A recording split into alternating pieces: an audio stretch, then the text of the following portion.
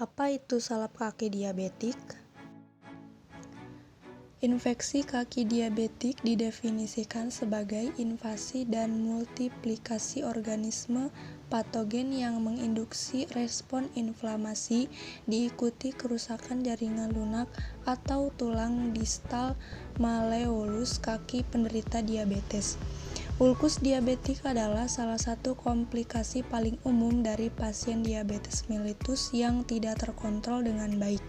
Biasanya akibat dari kontrol glikemik yang buruk, neuropati yang mendasari, penyakit vaskular perifer, atau perawatan kaki yang buruk. Ini juga salah satu penyebab umum osteomyelitis pada kaki.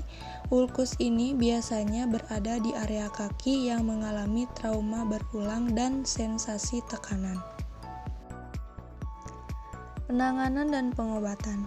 Cara mengontrolnya dengan mengonsumsi obat kencing manis, olahraga teratur, makan makanan sehat, menghindari merokok dan minuman beralkohol. Dapat meningkatkan peluang Anda terhindar dari kaki diabetes. Selain itu, yang harus dipahami adalah bahwa penderita kencing manis adalah pasien yang membutuhkan kesadaran dan ketaatan untuk menjaga kadar gula darah seumur hidup. Selain perubahan gaya hidup, Anda juga harus memeriksa kaki setiap hari, terutama jika merasa baal. Luka kecil sangat mudah tidak terlihat atau tidak dirasakan dan ketika tak ditangani segera, dapat menyebabkan infeksi. Mencuci dan melembabkan kaki serta menghilangkan mata ikan dan kapalan dengan benar, membantu melindungi kaki dari infeksi. Pengguntingan kuku kaki secara teratur, mengenakan sepatu dan kaos kaki sepanjang waktu, dan memastikan bahwa sepatu yang dipakai tidak terlalu sempit juga akan membuat perbedaan besar. Patofisiologi. Patofisiologi ulkus diabetikum berkaitan dengan neuropati dan penyakit arteri perifer yang disebabkan oleh diabetes mellitus. Hiperglikemia menghasilkan stres oksidatif pada sel saraf dan menyebabkan neuropati. Disfungsi saraf tambahan terjadi lebih lanjut oleh karena glikosilasi protein sel saraf yang menyebabkan iskemia lebih lanjut. Perubahan sel ini terwujud pada komponen motorik, otonom, dan sensorik dari ulkus diabetikum. 1. Penyakit arteri perifer merupakan faktor yang berkontribusi terhadap perkembangan ulkus diabetikum hingga 50% kasus. Disfungsi sel endotel dan kelainan sel otot polos terjadi di arteri perifer sebagai konsekuensi dari keadaan hiperglikemik yang terus-menerus, sehingga mengakibatkan penurunan resultan pada vasodilator endotelium yang menyebabkan penyempitan. Selanjutnya, hiperglikemia pada diabetes dikaitkan dengan peningkatan tromboksan A2, agonis agregator, vasokonstriktor, dan platelet yang menyebabkan peningkatan risiko hiperkoagulabilitas plasma. 2. Neuropati mempengaruhi saraf motorik, sensorik, dan otonom. Kelainan motorik dapat menyebabkan kelemahan otot, atrofi, dan paresis.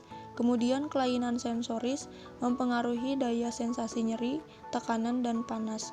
Karena hal ini banyak luka yang terjadi tidak diketahui oleh pasien sehingga terus-menerus terkena trauma atau tekanan yang repetitif. Kelainan saraf otonom juga berkontribusi untuk meningkatkan risiko infeksi karena mengurangi produksi keringat dan vasodilatasi. Formula salep. Formula yang pertama terdiri dari aquabase, lanolin, gliserin, dan minyak biji gandum. Formula yang kedua terdiri dari minyak biji gandum, cocoa butter, dan olive oil. Lalu formula yang ketiga terdiri dari lanolin, cod liver oil, vaseline album 50 gram. Selanjutnya evaluasi salep. Evaluasi salep yang pertama yaitu ada tes daya sebar. Standar dari tes daya sebar yaitu kurang lebih 252,67 gram masing-masing, yaitu 4,79 cm. Semakin besar gaya penyebar krim, maka ketersediaan obat untuk diabsorpsi semakin besar. Mauli Daniar dan kawan-kawan 2012. Yang kedua, tes daya melekat. Standar dari tes daya melekat yaitu lebih dari 4 detik menurut Navy 2006. Yang ketiga, kemampuan proteksi.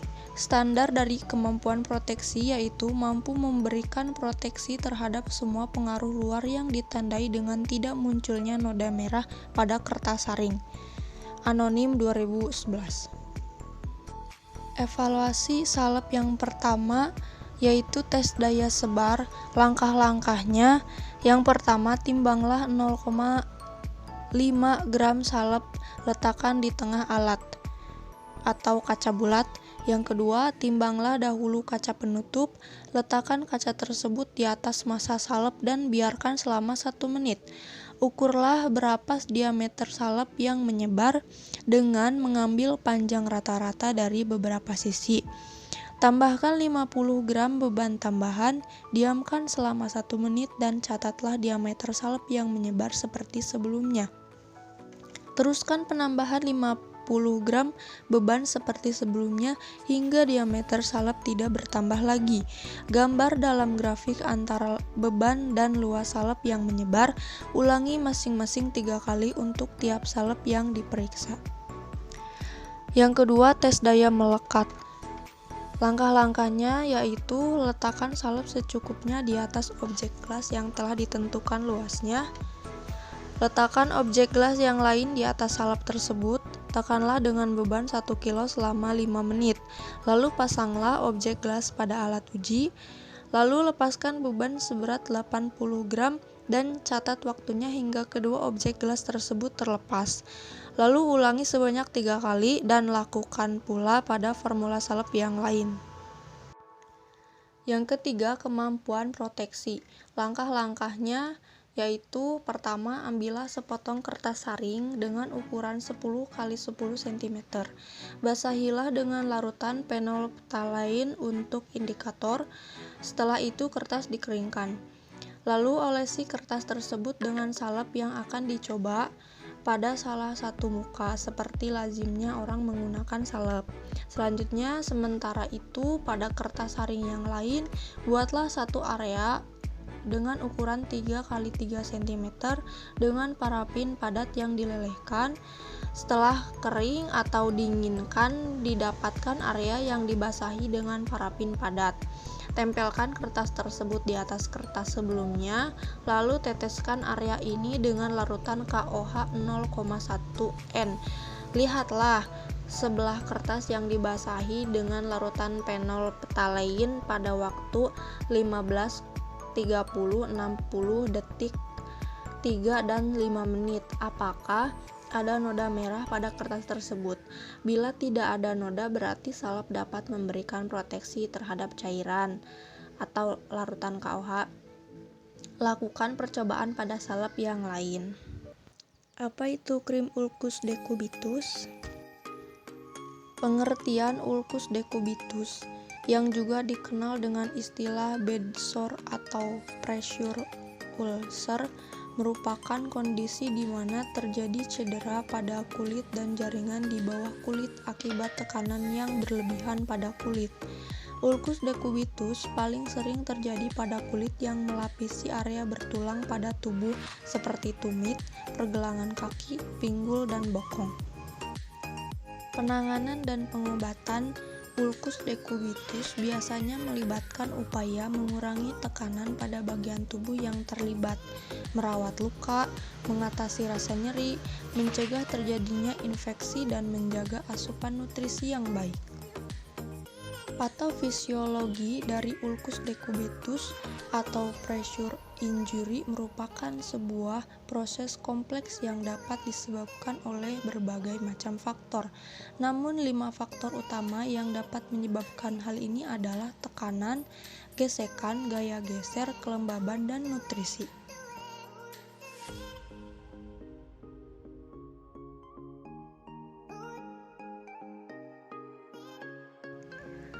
Formula dari sediaan ulkus yang pertama, ketoprofen, lidocain, aloe vera, phenytoin, misoprostol, vaselin album, ed 5 gram. Evaluasi krim. Evaluasi krim yang pertama yaitu pemeriksaan organoleptis.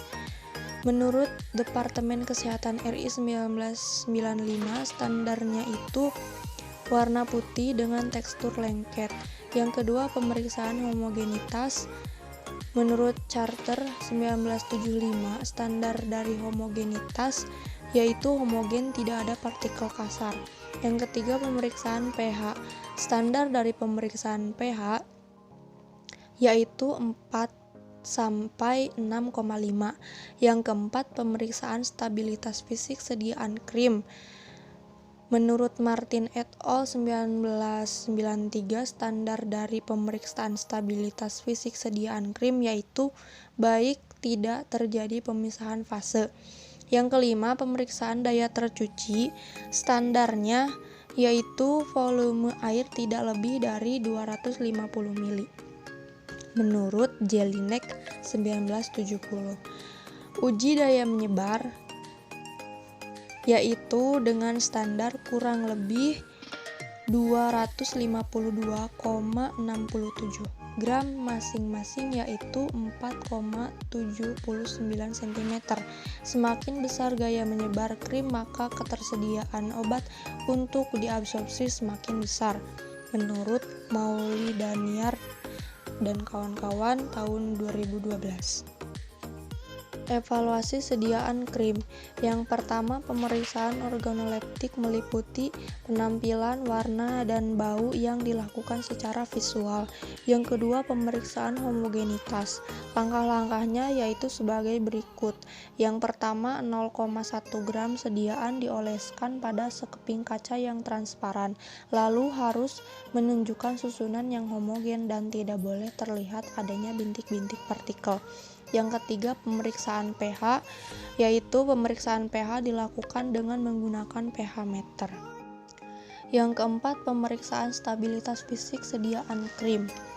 Pemeriksaan stabilitas fisik sediaan krim dilakukan menggunakan wadah yang sesuai, lalu disimpan dalam lemari es pada suhu 0 derajat sampai 4 derajat Celcius dan dibiarkan selama 1 minggu, lalu dikeluarkan.